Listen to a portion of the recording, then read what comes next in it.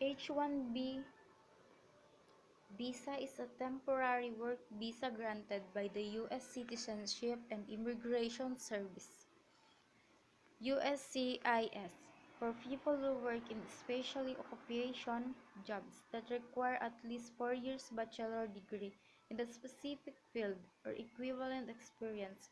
Many companies turn to H-1B workers to meet critical business needs to obtain essential technical skills and knowledge that cannot be readily found in the United States. H-1B workers may also be used when there are temporary storage of needed skill. A key requirement for using H-1B workers is that employers must pay H-1B workers the prevailing wage for the work being performed.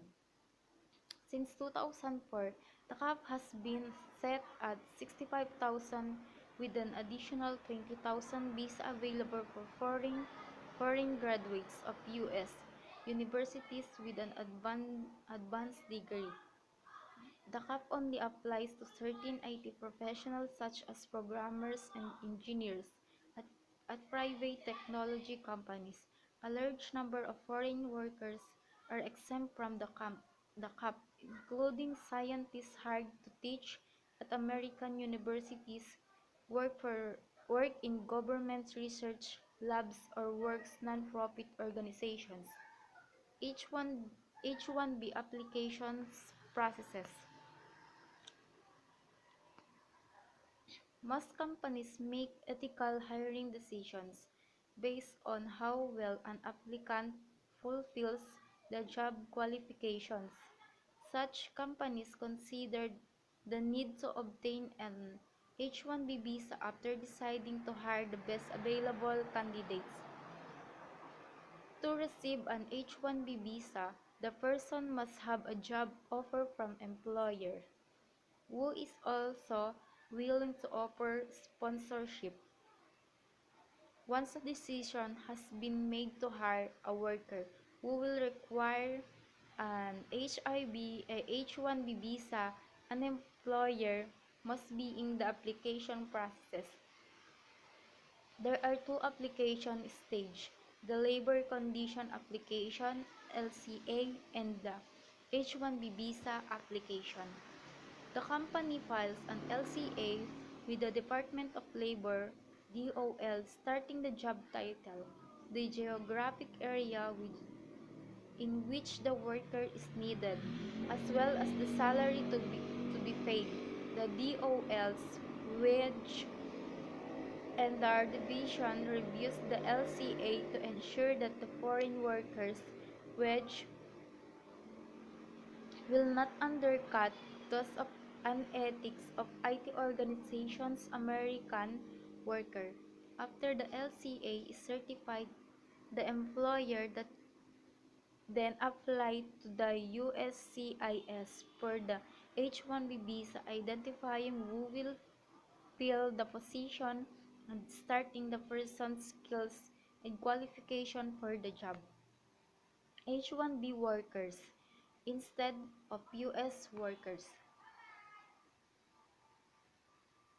In order to compete in the global economy, U.S. firms must be able to attract the best and brightest workers from all the world. Most H-1B workers are brought in the United States to fill a legitimate gap that cannot be filled from the existing pool of workers. However, there are some managers who, who reason that as long as skilled foreign workers can be found to fill critical positions, why invest thousands of dollars and months of training to develop their current U.S. workers? Heavy reliance of the use of H-1B workers can lessen the incentive for U.S. companies to educate and develop their own workers. Potential exploitation of H-1B workers. In 2009, the company was charged with H-1B visa fraud for allegedly starting the certain H-1B workers in its New Jersey office were actually working in Iowa, where the company had another office and where the prevailing wage is much less. Companies using H-1B workers as well as workers themselves must also consider that will happen at the end of the 6 years H-1B visa term. The stopgap nature of the visa program can be challenging for both sponsoring companies and applicants. If a worker is not granted by green card, the firm can lose a worker without having developed a department employee. Outsourcing. Outsourcing is another approach to meeting staffing needs. Outsourcing a long-term business arrangement in which a company contracts for services with an outside organization that has expertise in improving a specific function.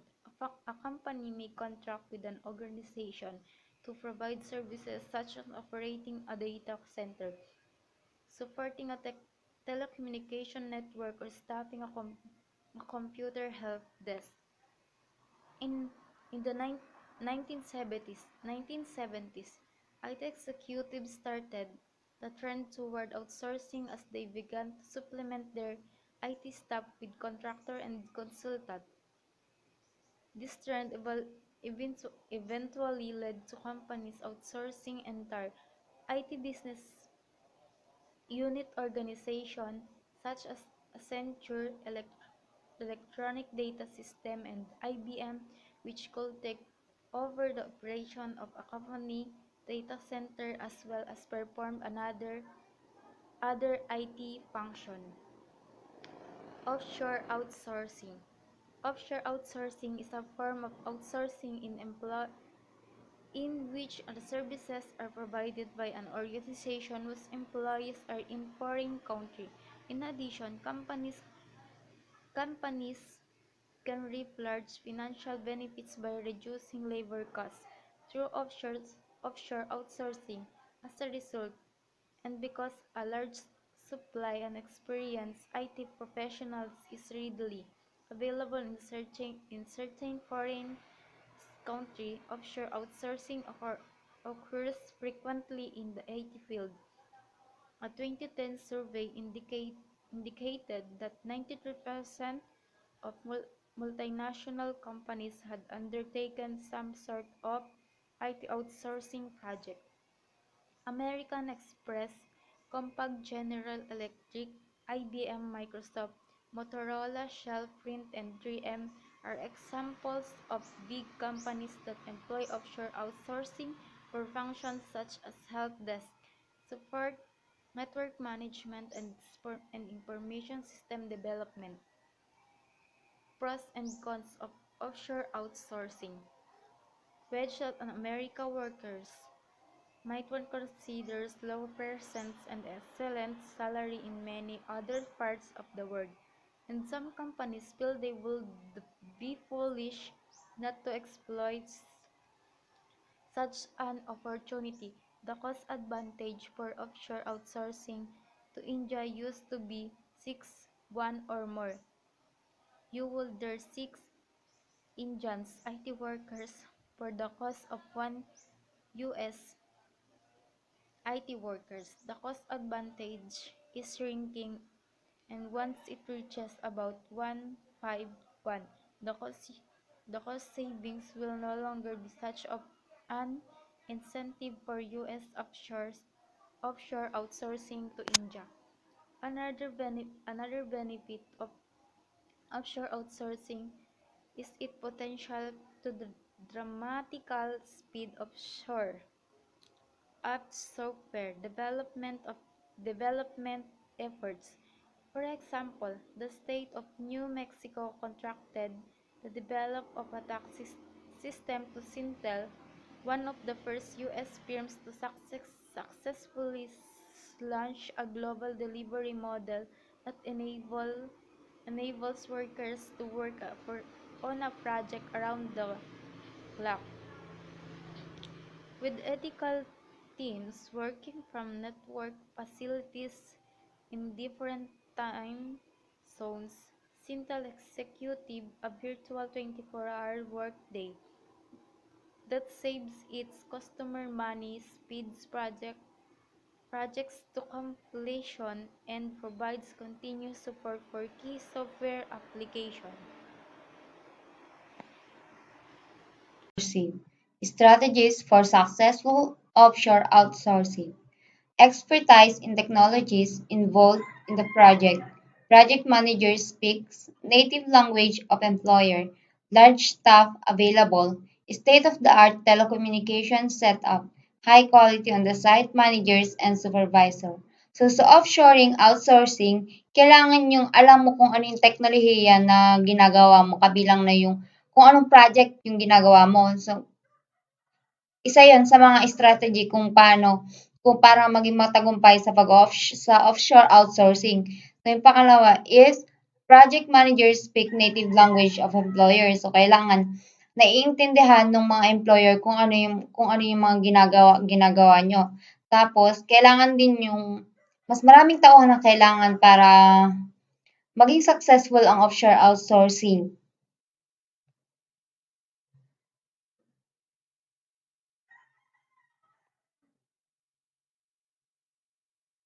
Effort to attract public attention to a negligent, illegal, unethical, abusive, or dangerous act by a company.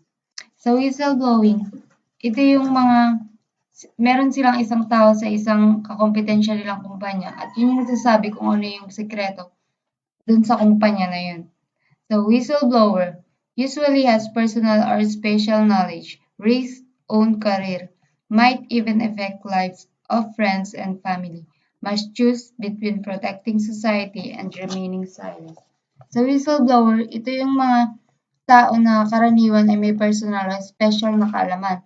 So, pag naging whistleblower ka daw, maaari rin itong makaapekto sa pamilya at mga kaibigan mo.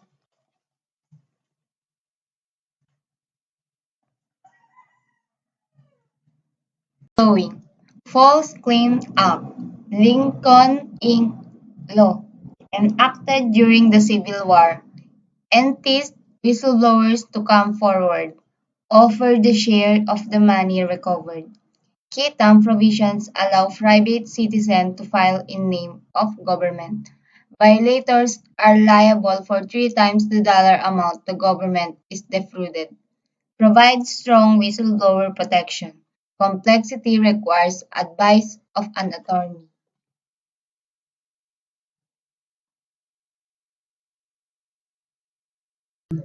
Whistleblower protection for private sector workers. So, many states, not all, have laws that prevent workers from being fired because of an employee's participation in protected activities. So, whistleblowers can file claims against their employers for retaliatory terminations. Whistleblowers are entitled to jury trials. If successful at trials, can receive punitive damage award. Blowing. Dealing with the whistleblowing situation. Assess the seriousness of the situation. Begin documentation. Attempt to address the situation internally. Consider escalating the situation within the company. Assess implications of becoming a whistleblower. Use experienced resources to develop action plan. Execute the action plan. Live with the consequences.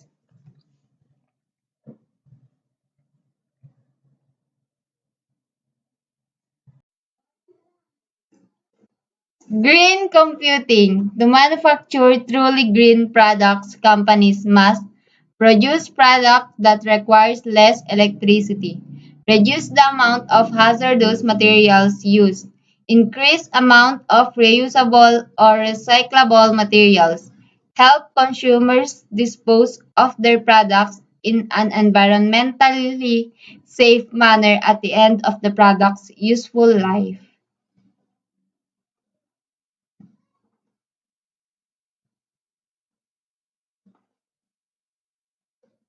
Green computing. Personal computers and cell phones contain thousands of components composed of many different materials, some harmful to humans and environment. Workers along the entire supply chains at risk. Users can also be exposed to these materials. Green computing, EPAT, Electronic Product Environmental Assessment Tools, enables purchasers to evaluate, compare, and select electronic products based on a total of 51 environmental criteria. Products are ranked in three tiers of environmental performance. European Restriction of Hazardous Substances Directive restricts use of many hazardous materials in computer manufacturing. How to safely dispose of obsolete computers. Many states have recycling programs. Some manufacturers have developed programs. Greenpeace Environmental Activist Organization issues quarterly ratings of manufacturers according to the manufacturer's policy on toxic chemicals, recycling, and climate change. Manufacturers have long way to go to meet the high standards.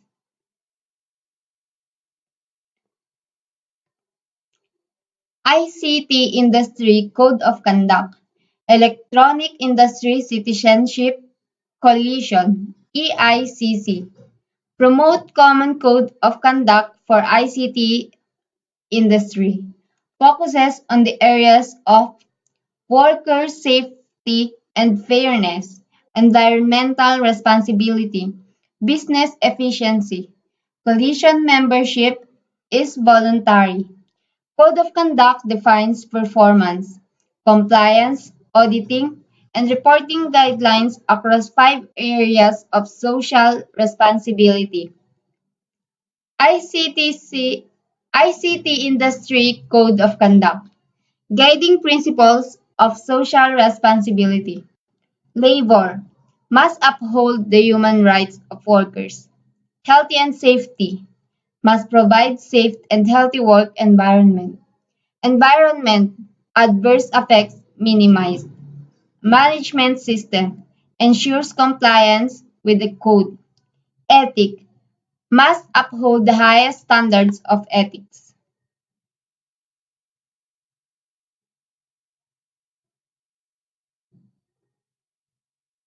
Protection laws allow employees to alert authorities to employer actions that are unethical, illegal, or unsafe, or that violate specific public policies.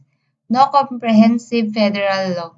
Each law has different filing provisions, administrative and judicial remedies, statutes of limitations.